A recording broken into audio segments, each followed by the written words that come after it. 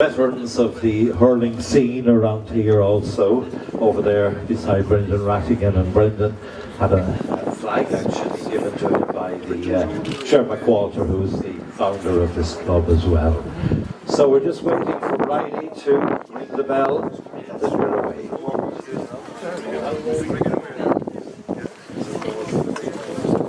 It's ringing away, so let's pause for the engines.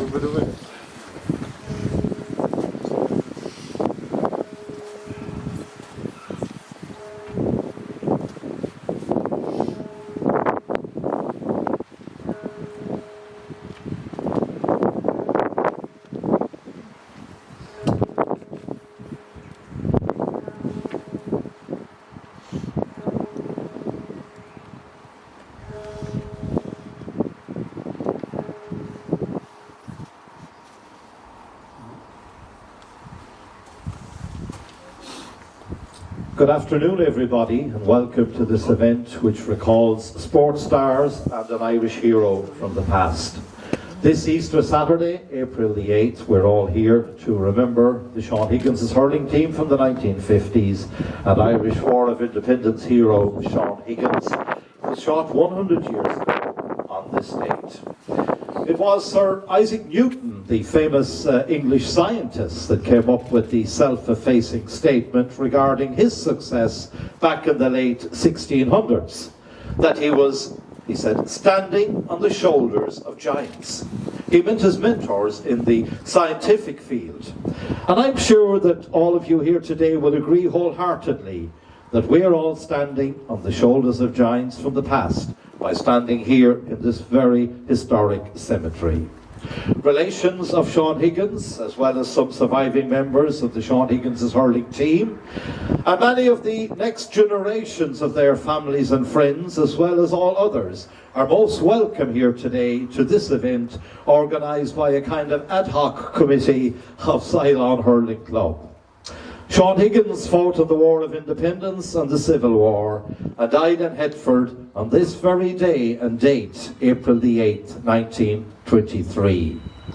The Sean Higgins' Hurling Club had players from Sylane, Kilbannon, Gardenfield, Tuam, Toher, Turlockmore and other areas, and it flourished for a few years during the 1950s. Some say that even people from Milltown, before Jim Carney's time, may have played with the team. In 1984, a new hurling club was founded in Sylane, and many of its players are sons and grandsons of men who played with the Sean Higgins' club in the 1950s. There will be music, short speeches and wreath laying at the grave here of Sean Higgins in Kilbannon, and afterwards you're all invited to tea, snacks and sandwiches in Sylane Hurling Club's new community hall, where a plaque will also be unveiled in memory of Sean Higgins and the team named after him. Our musicians today are Aoife Burke, Ironpool Kilconnelly, and Kate Dignan Milltown on concertinas, plus some additional concertina playing by Una Scully, who teaches music in Clare and whose grandfather, Patrick Scully, was a founder member of the Sean Higgins' Hurling Club back in 1953. Unlike many other Easter commemorations, this is non-political. We remember the sports heroes and the Irish heroes, those who fought for freedom and those who love their sport and who love their country. To quote lines from a Johnny McAvoy song, who was right or who was wrong? Though 1,000 years may pass, we'll never know. We don't seek to know today, but we seek to remember them all. So let's get started with a little bit of music from the girls, and after that, Margaret Garvey will do a decade of the Rosary, Oscailge.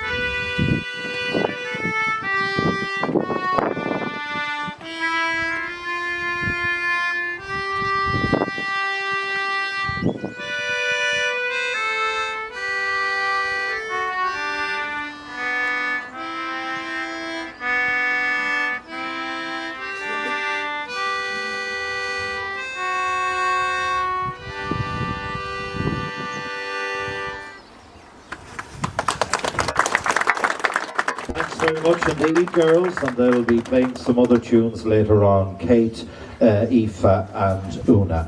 Right now, Margaret Garvey, who has done so much work in the historical research of this, is going to say a decade of the Rosary, and immediately after that then she will talk a little bit about the late, great Sean Higgins.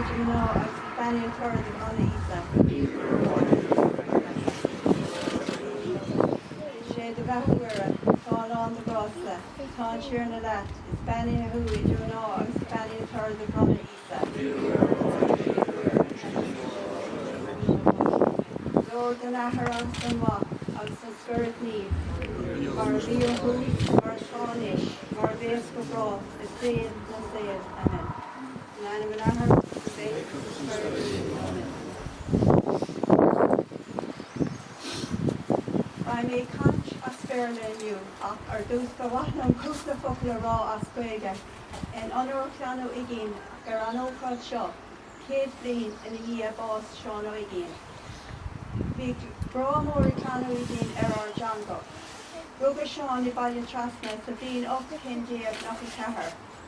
Ba é amach is óige le Tomás Higgins agus nóir bigé. Bhí drithir amháin Martin agus drithúr amháin móra aige. Bhain sé tanamh a scoil agus ag obair ar an bhar tráideach. Nuair a bhóthar gás, bhí Seán ach trí bliain d'aois. Lach a haintín Catherine agus a handmhóthar ar an cuaram a tráideach. John Higgins, 1894 to 1923. John Higgins Ballytrasna was the youngest of three children, born to Thomas Higgins and Mary nephew. Martin was the eldest, born in 1890, followed by Mary in 1892, and John on the 18th of June 1894. Their mother Mary passed away on the 10th of May 1897, when John was just 3 years old. They lived on the small family farm of 12 acres in Ballytrasna with their father, grandmother and their Aunt Catherine, who became the children's main carer. John's older brother Martin worked as an insurance superintendent, but resigned this post in 1919. He joined the 2nd Western Division of the Galway Brigade of the Irish Republican Army, where he rose to the rank of captain. His sister Mary helped on the family farm. Sean Higgins lived a quiet life with his family on their farm in Ballytrasna. He enjoyed his time in school, and shortly after finishing his education he joined the IRA, opening a hearing. He later joined the Active Service unit attached to this branch. He served with the Irish Volunteers and IRA from 1918 onwards, and during the War of Independence and Civil War. He was held in action during an IRA attack on a Free State military post in Headford in April 1923. Two other people also lost their lives that day, and several were injured. At the time of John's shooting, his brother Martin was company captain, and Michael Fogarty Barrack Street Tuam was the officer in command of the brigade. His remains were taken to the military barracks in Tuam, and his funeral took place in Tuam Cathedral, with the March of Comrades to his resting place here in Kilbannon. 23 years after his death, a campaign to erect a memorial to Sean Higgins began. The story of this campaign is on display at Sylane Hurling Club Clubhouse.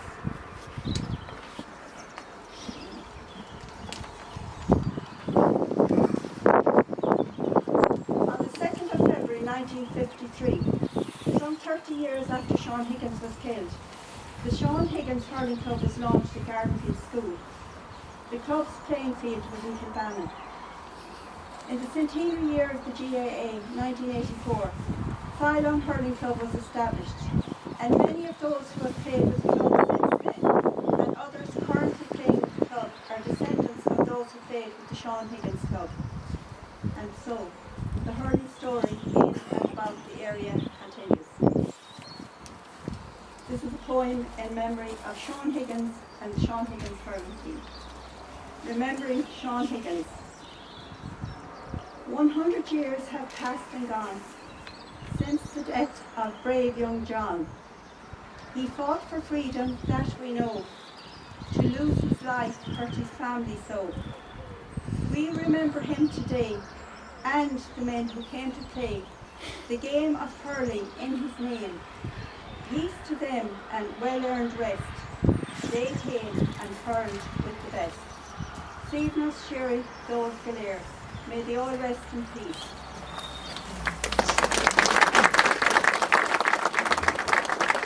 Wonderful poem there, also written by Margaret Garvey in memory of the late Sean Higgins, and our thanks to Margaret for all the research work that she has done today, for today's event, and indeed leading up to it. And I also like to thank Father Frank Conlisk, who's here today, and of course the sacristan Bridie Acton for their support in organising this event here in the churchyard and in the church. The girls are going to play another little lament, and then Ted Steed, who remembers the Sean Higgins team, will share some of his memories with you.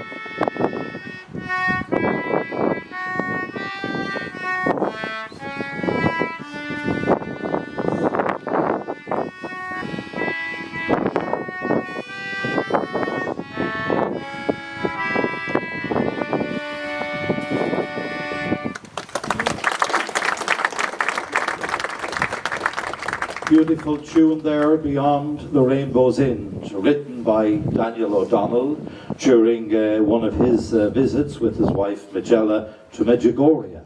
And lovely, lovely tune and a song that he's recorded as well. And the girls, I think, did it great justice in playing it there. And indeed we hope that all the people we remember today are looking down upon us beyond the rainbow's end. Right now, though, a man who remembers Sean Higgins' team playing, and a man whose family have been associated with hurling in this area down through the years. We're talking of Ted Steed and the Steed family in Kilbannon. Man who's played hurling, his sons have played hurling, and his grandchildren are playing it as well. Ted will talk to you a little bit right now about his memories of Sean Higgins' team playing in McGrath's Field over beside Dunnies. Give him a nice round of applause. Thanks, John. As you've already heard, the club was, Sean Higgins' club was formed in 1953. I was 9 years of age at the time, so my memories are very brief of it. The first thing I remember about it is we heard at Mass on a Sunday, or on our way back from Mass, that there was a seven-a-side tournament taking place in McGrath's Field in Kilbannon. That's below the present school, Kilbannon National School. So we begged our parents, myself and my late brother Tom and John, if we could go along. And they gave in the end, and my father said, I'll be along afterwards. So we walked, as we did everywhere at the time, and when we got to the gate, went into McGrath's Field, the tricolour was there, plus Sean Higgins' flag, and Jeremy Qualter was on the gate, who I didn't know at the time. But as we had no money in our pockets, he didn't allow us in. Now that was the only form of income the club had, was running the seven-a-side tournament. So we had to wait until my father came along, and with a few words, not too nice to share, we were allowed in. But it was a wonderful social occasion from people from so many villages around, and even from outside the 2 or 3 local parishes as well. And the seven-a-side were brilliant in some ways. Some ways not too good. If you were playing, you got a lot of injuries that time, and there was no sideline help either. But you had side-on sevens, side-on number 1, number 2, Kilbannon, Gardenfield, Liston Valley, 1 and 2, Dover, 2, Belfair, Milton on one occasion, I think, and Healing. So, what I remember in the seven-a-side was my neighbour, Matty Fless Senior, his son is here today, Matty Junior, and he was playing in goal for Kilbannon, and talking out the ball. At that time the ball was very heavy, no more than the football of that time, and he broke his hurl. So the prize for the winning team in the seven-a-side was 7 hurls, and they were left close by, and he said to one of the lads, he said, throw me one of them hurls. And with that, the grain wasn't too good on them, and he broke 3 of the hurls that were prizes for the seven-a-side. So whoever won, they got 4 hurls. And we did a little hurling in the schools for a short time, and Kilbannon school wasn't very suitable for hurling, it was all gravel, and I was too young to take part, but I remember one day then we were playing, and the master, John Mullins, was there, whose son, I see JP, is not too far away from us here today, and one of the lads, like called PJ Manning, got a crack of a hurl across the head, so that finished the hurling in the school, when the blood was flowing down the side of his head. Now, John Mullen, our teacher, he kept the hurl for other purposes, as you can imagine. And the only game I can remember Sean Higgins playing was a game against Abinagmoy in Kilbannon. And I think Abinagmoy won. But it was played late in the afternoon, Sunday afternoon. And I didn't get to see the end of it, because at that time there was such a thing, if anybody remembers, Rosary and Benediction at 6 o'clock in most parishes, as it was here in Kilbannon, and under pain of mortal sin, we as kids had to attend. So I didn't see the finish of that game. I played one game with the underage. I would say, I think probably under 16 was a game organised between Kilbannon and Gardenfield, and mostly like Kilbannon School and Gardenfield School, and Michael Scully, he would have played opposite me on that occasion.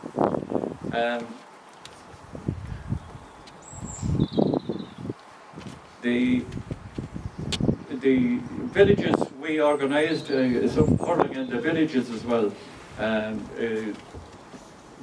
we brought a 7 up from, these are all school kids now, up to the Grania Vera in Sylane, as it was called, the Grania, and we played there. We won the game, but we weren't awarded the game.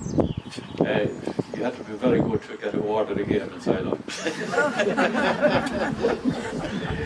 And likewise, they would have come down to the lane in front of our house and played there. We also, on another occasion, we decided we'd amalgamate and go up to Belclare to play Belclare. And we cycled from Kilbannon up to Belclare.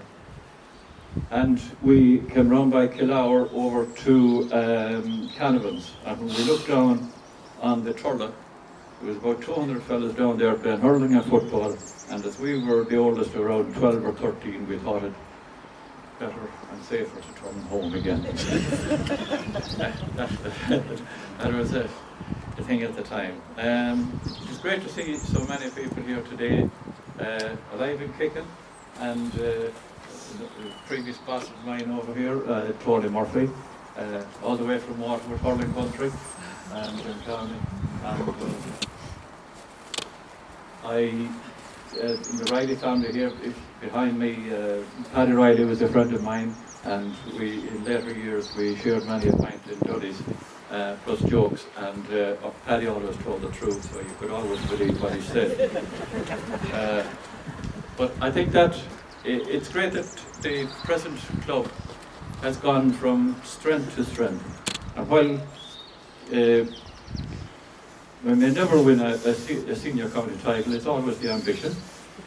We have twice, I think, appeared in intermediate semi-final and final, and lost both. But the determination is wonderful in the club, and it caters for so many children from June to Dunmore, actually coming from Dunmore as well to training.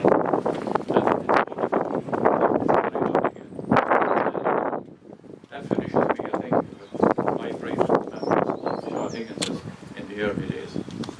Thank you. Well spoken there, Ted Steed, that resume of the history of hurling in the area. Ted, of course, is steeped in hurling, and even his grandson now, Shamey, who's about 5 or 6 maybe. He's one of the young stars coming up in the team, following in the footsteps of his uncles, of course, Teddy and Barry, his dad, and all the rest of them, Rob, and of course John and Ted and Tom and all the rest of them.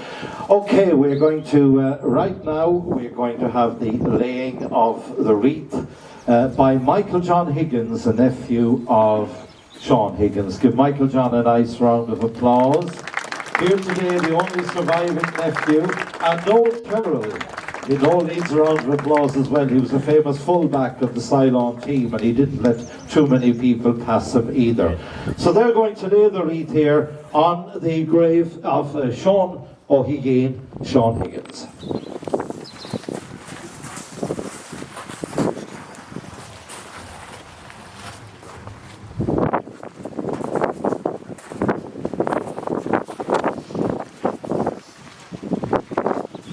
Ray Ryan, an award-winning photographer from Tuam, and with the Irish Independent and the Tuam Herald and many other publications, has taken a picture of the lads here. And strangely enough, these two boys worked together many years ago, but they didn't realise that they would ever get together here again. They were managed by the very famous Bomber Lynch, and they worked for Jimmy Syce, who was the first chairman of the hurling club, And that was back in the day when the late Joe Burke had them employed in Castlebar and that. The stories they have to tell about Bomber bringing them to Castlebar and managing them along with Jimmy Sice are legendary as well. So we have a laughter and thoughts of the man who gave his life for Irish freedom here. Give the two boys a round of applause. Right now, I'd like to call upon Noel Tyrrell to say a few words of thanks to everybody for coming here today, and to tell you about what's going on over in the club afterwards, and then the girls will play us out with another tune. So Noel Tyrrell. Thanks, Tom. An honour and a privilege on behalf of the Hurling Club as chairperson to be asked to be involved in such a wonderful occasion to commemorate the 100th anniversary of Sean Higgins. I'd like to welcome you all here first and foremost, especially welcome to the Higgins family in Marley.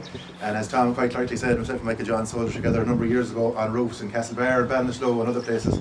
The bomber was given the orders and we were doing the work. Michael John was a skills tradesman and I was the labourer, so it all worked out well in the end. And also as well, I'd like to especially welcome to Mick Scully, all the way from 6 Mile Bridge. Great to meet you, Mick, in Sylane, I think 2 months ago, when the plan started being unveiled for this project, which was wonderful. And I suppose Mick's name would have been synonymous. I started hurling the club when I was gearing up when I was young back in the 80s, and you're always told about, when you're growing up, you're always told who the skilled hurlers are. Mick Scully would have been one of them, and his name was always mentioned as being one of the top hurlers in the club back in the early 80s, mid-80s and all that, so well done, Mick. I'm afraid, Tom Gilmore, you weren't in that category. You were kind of in the hatchet category back then, so you were, so that never changed either, but that's how it goes. But yeah, listen, thanks to everyone that's been involved. It's a wonderful ceremony. Thanks to everyone that's been involved. It's been a very nice crowd. Special thanks, I suppose, to Bridie and Action in terms of her work on the bell here. The ladies for the musician, and Kieran Burke as well for his PA sounds. Fair play, all done great work there in terms of the music and all that side of it. For Ted and Margaret, who've done great tributes there, we'd say Sean Higgins. And I'd also thank, I suppose, Tom as well. Tom has put huge work into this. Huge amount of time Tom Gilmore over the past couple of weeks and months. And well done, Tom. So, Tom.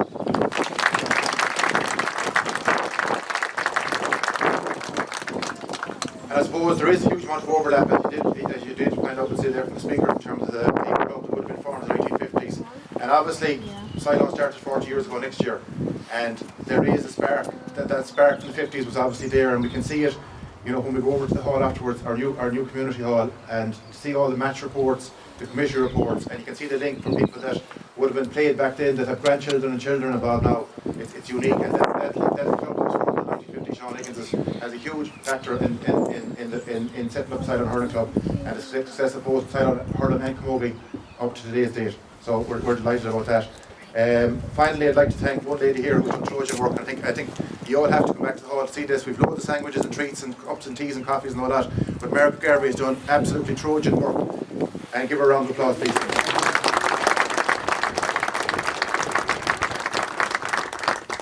Match reports from the 1950s right up to the 1960s, all the hurl reports, the committee meeting reports, the AGM reports, the officer reports. Fantastic work, a lovely collection. Spend time over there, get a cup of tea and coffee, have a chat, and certainly read all the reports. They're absolutely fascinating. So once again, thank you all, and look forward to seeing you all over in Sylane Hall.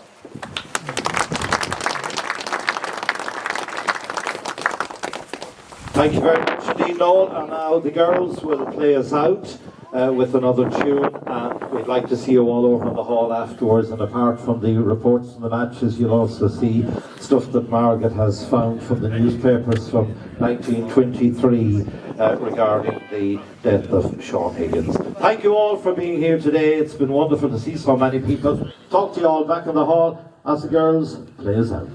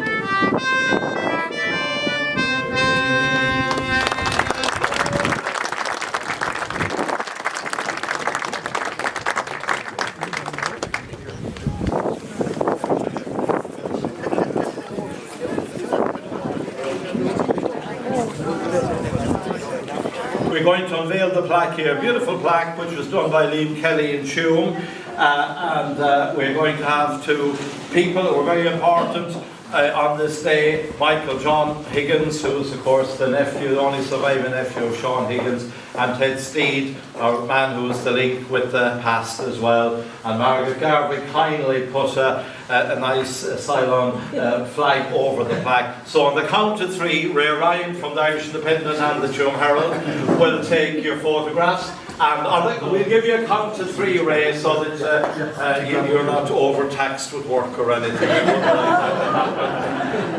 So on the count of three then, a one, a two, and a three.